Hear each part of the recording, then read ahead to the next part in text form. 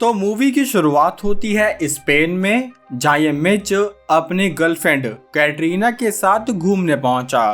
तभी उसने मौका देखते ही कैटरीना को शादी के लिए प्रपोज किया, जिस पर कैटरीना पूरे 69 सेकंड लगाकर शादी के लिए मान गई, जिससे मिच काफी खुश हुआ। तो इसलिए वो यहाँ से ड्रिंक लेने पहुंच गया, क्योंकि जब ये कैटरीना को कुछ पिलाएगा तभी तो वो। खैर, अब जैसे ही वो ड्रिंक लेने आया तो इसी बीच कुछ आतंकवादियों ने इस बीच पर फायरिंग शुरू कर दी, जो देखकर मिच कैटरीना के पास जाने लगा। तो तभी एक गोली उसके लेग में लग गई और कैटरीना ने भी एक गोली अपनी छाती पर कैच कर ली, जिसकी वजह से मिच के कुछ तोड़ने से पहले ही कैटरीना ने अपना दम तोड़ दिया। और इसी दम के साथ द एक्सप्लेनर्स कल्ट इंट्रोड्यूस करते हैं अमेरिकन असैसिन। और दोस्तों, वीडियो को लाइक कर दो, क्योंकि इस वीडियो पर 2000 लाइक्स का एम है।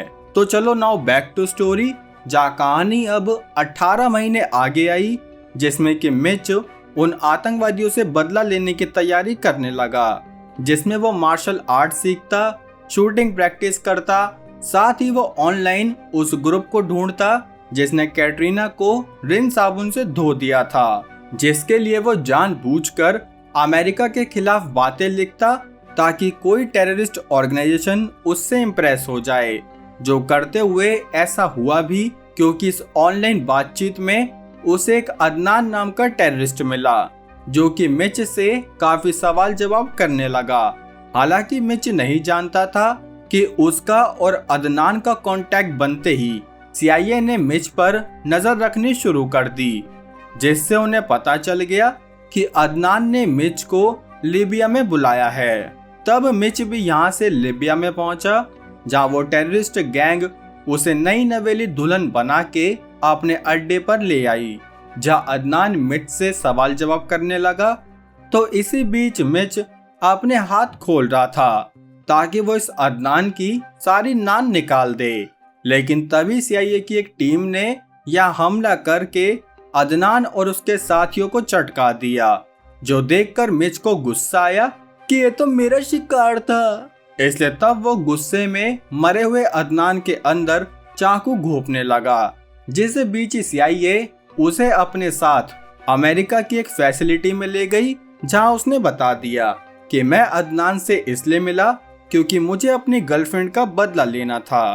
तब इस बीच यहाँ आयरिन नाम की ऑफिसर आई, जो मिच से बोली कि तुम्हारी इन हरकतों की वजह से हम तुम्हें जेल में भी डाल सकते हैं, लेकिन तुम्हारी काबिलियत के हिसाब से मैं चाहती हूँ कि तुम CIA में हमारे साथ ही काम करो। जिसके लिए उसने मिच को अपने एक ब्लैक ऑपरेशन में ज्वाइन होने का ऑफर किया। Black operation? हाँ, आयरिन का ऑपरेशन है ना। खैर, तो अब अदनान तो मर ही चुका था, इसलिए नल्ला बेरोजगार मिच इस ऑपरेशन को ज्वाइन करने के लिए मान गया। जो सुनते ही आयरिन उसे इस मिशन के हेड MC स्टैन के पास नहीं, बल्कि सिर्फ स्टैन के पास लेकर आई, जो कि मिच के बारे में जानता तो था, लेकिन फिर भी वो बोला कि तुम्हें इस ऑपरेशन में आने के लिए मुझे इम्प्रेस करना होगा। जो सोचकर मिच स्टैन को जंगल में ले गया, जहाँ स्टैन के बाकी टीम मेंबर वाले भी मौजूद थे। तब स्टैन और मिच आपस में लड़ने नहीं बल्कि स्टैन ने तो मिच को 2 सेकंड में ही उसकी औकात दिखा दी, जिसके बाद वो बोला कि चीता ही कह दें। खैर, अब मिच की एक दूसरे टीम मेंबर से फाइट हुई तो उसने भी दिखा दिया कि मिच को अपनी बिच समझने की गलती बिल्कुल मत करना। अरे स्टैन अंकल, ये कौन सी जॉब की प्रैक्टिस कराने लगे? चलो कराने तो जैसे भी करा रहे हैं। बाकी अभी हम चलते हैं लंदन की ईरान एम्बेसी में, जहां आयरीन और CIA डायरेक्टर को इन्फॉर्मेशन मिली कि रशियन प्लांट से 15,000 प्लूटोनियम चोरी हो चुका है, जिससे कि एक पूरा न्यूक्लियर बॉम्ब बनाया जा सकता है। साथ ही मैं बता दूं कि CIA को तो ईरान पर ही शक है, लेकिन ईरान वाले बोल रहे कि हम खुद उस प्लूटोनियम को ढूंढ रहे हैं, साथ ही हम तो अमेरिका की बंदिशों की वजह से कोई बॉम्ब टेस्ट भी नहीं कर सकते, जबकि CIA जानती है कि ईरान वालों की अमेरिका से जली भुनी पड़ी है। खैर, तो इन्हें वो प्लूटोनियम ढूंढना होगा, जिसकी यहाँ पोलैंड में एक वैन के अंदर डील हो रही थी। असल में ये गोस्ट नाम का बंदा इस प्लूटोनियम को खरीदने आया, जिस बीच यहाँ पुलिस ऑफिसर्स इस वैन को चेक करना चाहते थे। तो पहले तो इन्होंने उन्हें मना कर दिया, लेकिन जब वो जबरदस्ती अंदर घुसे तो गोस्ट ने इन जबरदस्ती घुसे ऑफिसर्स के दस्त लगा दिए, जिसके बाद वो उस प्लूटोनियम को लेकर यहाँ से भाग निकला। तब इस कांड की न्यूज टीवी पर भी आई, जिसे जब स्टैन ने देखा तो वो गोस्ट को पहचान गया कि ये तो पहले मेरी टीम में एक मरीन सोल्जर हुआ करता था। इसलिए ये बात उसने आयरीन को बताई तो पता चला कि रिकॉर्ड में इस ऑफिसर को डेड घोषित किया गया है, जिसका मतलब गोस्ट टेररिस्ट से मिला होगा। तो इसलिए स्टैन जल्दी से अपनी टीम के साथ यहाँ से निकलने के लिए तैयार हो गया, जिसमें कि वो मिच और वेक्टर के साथ टर्की में पहुंचा। तो वहां इनकी मदद करने ये अनिका नाम की एजेंट भी आ गई। तब इन्हें पता चला कि गोस्ट उस प्लूटोनियम को एक शरीफ नाम के आदमी को बेचने वाला है, तो इन्हें मिलकर उस शरीफ पर नजर रखनी होगी।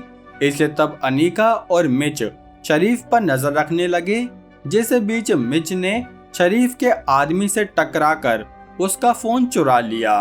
वारे जेब कतरे वाह। खैर तब इन्हें इस फोन से गोस्ट और शरीफ की डील के बारे में सारी इंफॉर्मेशन मिल गई, जिससे इन्होंने प्लान किया कि ये उस डील की लोकेशन पर पहुंचकर गोस्ट को पकड़ लेंगे। इसलिए अब अगले दिन ये डील की लोकेशन पर आए, जहां शरीफ के लिए सिक्योरिटी काफी टाइट कर दी गई। तभी गोस्ट ने वेक्टर को देख लिया कि ये तो एक CIA एजेंट है। इसलिए तब वो वेक्टर की गुद्दी में एक चाकू देकर यहाँ से निकल गया, जिसकी वजह से वेक्टर की आलू पूड़ी बट गई। तो स्टैन ने इस मिशन को यहीं पर रोकने का ऑर्डर दिया, लेकिन मिच ने उल्टा शरीफ के असिस्टेंट को पकड़कर उससे शरीफ का एड्रेस पूछ लिया, जिसके बाद वो रात को शरीफ के बंगलों में घुसने लगा। जिस बीच वो कुत्तों के साथ कबड्डी खेलकर शरीफ के बंगलों में घुस गया, जहां उसने बड़ी आसानी से सब्सक्राइब बटन दबाते हुए शरीफ का टैटू भी दबा दिया। जिसके बाद वो इन सब की आलू पूड़ी बांटकर यहाँ से उनका लैपटॉप लेकर भाग निकला। अब वो उस लैपटॉप के साथ स्टैन के पास आया, तो स्टैन उसकी तारीफ करने की जगह उल्टा उसे ही सुनाने लगा कि तुमने मेरा ऑर्डर ना मानकर रूल ब्रेक किया है, जैसे इस टकले ने अपने रूल के हिसाब से चलकर बहुत तोप चला ली हो। खैर तो अब यहाँ आयरीन भी पहुंची, जिसने बताया कि इस लैपटॉप से मैं पता चला कि गोस्ट ने उस प्लूटोनियम से बॉम्ब बनाने के लिए रोम में एक साइंटिस्ट को कुछ पैसे भेजे हैं। यानी कि गोस्ट अब वो प्लूटोनियम बेचेगा नहीं, बल्कि उससे न्यूक्लियर बॉम्ब बनाएगा। इसलिए अब स्टैन मिच के साथ ही रोम जाने के लिए तैयार हो गया। यहाँ रोम में गोस्ट के साथ हमें ईरान का मिनिस्टर बेरोज दिखा, जिससे हमें पता चला कि बेरोज उस प्लूटोनियम से न्यूक्लियर बॉम्ब बनाकर अमेरिका पर हमला करना चाहता है। लेकिन क्या वो कर पाएगा, वो हमें आगे पता चलेगा। बाकी अभी यहाँ ये तीनों रोम में तो आ गए, जहाँ इन्होंने पता लगाया कि जैसे ही वो साइंटिस्ट उन पैसों को निकालेगा तो तभी इनके पास उसकी लोकेशन आ जाएगी।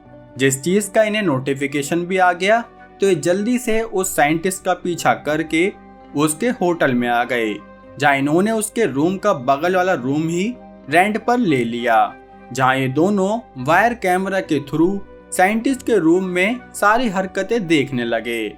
लेकिन इस बीच गोस्ट अपने आदमियों के साथ अनिका और मिच तक पहुंच गया, जहाँ वो इनके ही रूम में इन्हें पीटने लगा। पर तभी यहाँ स्टैन भी आया, जो कि गोस्ट को तो नहीं लेकिन उसके आदमियों को मारने में कामयाब हो गया। तब गोस्ट यहाँ से भाग निकला, तो ये तीनों उस साइंटिस्ट को अपनी गाड़ी की डिग्गी में डालकर यहाँ से ले गए, जहाँ उसे टॉर्चर करने पर इन्हें पता चला कि गोस्ट अब न्यूक्लियर बॉम्ब को ईरानियन मिनिस्टर बेरोज के लिए बना रहा है।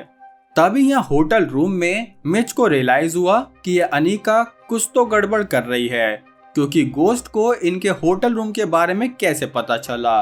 इसलिए तब उसने अनिका से पूछताछ करी, तो पता चला कि ये तो खुद ईरान की इंटेलिजेंस के लिए काम करती है। इसलिए तब मिच ने अनिका को धोकर उसे CIA के हवाले कर दिया। यहाँ स्टैन अपने खबरी से मिलने पहुंचा, जो कि असल में अनीका का एक चाचा वगैरह लगता था। तो तब उसे पता चला कि गोस्ट और बहरोज ने एक नया साइंटिस्ट ढूंढ लिया है। जिसके बाद वो एक्स्ट्रा कुछ बताता कि तभी उसकी खोपड़ी में एक गोली लगी, जिसके बाद एक गोली स्टैन के पैर में भी आई। तो हमें पता चला कि ये काम गोस्ट का है, जो कि स्टैन को किडनैप करके अकेले में ले गया।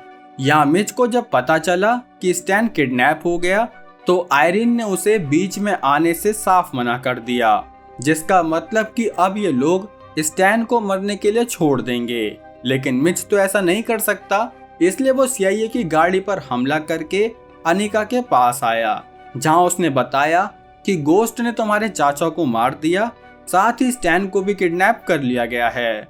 जो सुनकर अनीका मिच की मदद करने के लिए मान गई। दूसरी तरफ गोस्ट और किडनैप हुए स्टैन की गुफ्तगू से हमें पता चला कि असल में गोस्ट स्टैन से नफरत करता है, क्योंकि एक मिशन के दौरान गोस्ट अकेला रह गया तो दुश्मन एजेंट ने उसे बहुत टॉर्चर किया, जिससे बीच स्टैन या उसकी टीम कोई भी गोस्ट को बचाने नहीं गई। इसलिए अब गोस्ट टकले स्टैन को टॉर्चर करने लगा।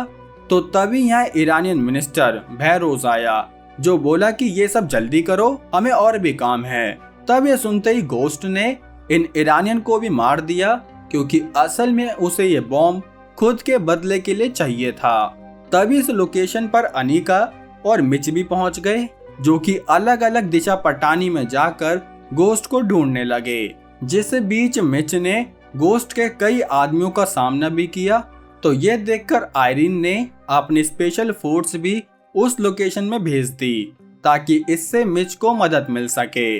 तब ये देखकर गोस्ट ने वो न्यूक्लियर बॉम्ब एक्टिवेट कर दिया, जिस बीच मिच ने स्टैन को ढूंढकर उसे छुड़ा दिया। तब स्टैन बोला कि तुम गोस्ट को पकड़ो, क्योंकि वो बहुत कुछ बड़ा करने वाला है, जिसके लिए उसने अनीका को भी बंदी बना लिया। बड़ा करने से अनीका का क्या लेना देना? अरे ताकि मिच उस पर हमला न करे यार। लेकिन अनीका ने तो खुद को ही गोली मार ली, ताकि मिच गोस्ट को पकड़ ले। लेकिन गोस्ट तो यहाँ से भागकर एक बोट में चढ़ गया, जहाँ उसके पीछे पीछे मिच भी विच की तरह उस बोट पर कूद गया। तभी स्टैन ने अमेरिका की नेवी को न्यूक्लियर बॉम्ब के लिए अलर्ट कर दिया, ताकि वो लोग अपनी तैयारी कर सके।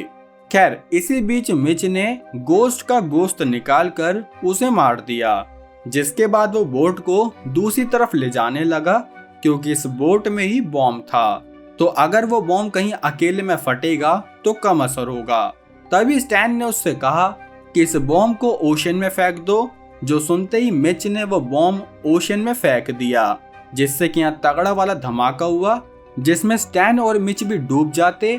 लेकिन फिर जल्दी ही कंडीशन नॉर्मल हो गई।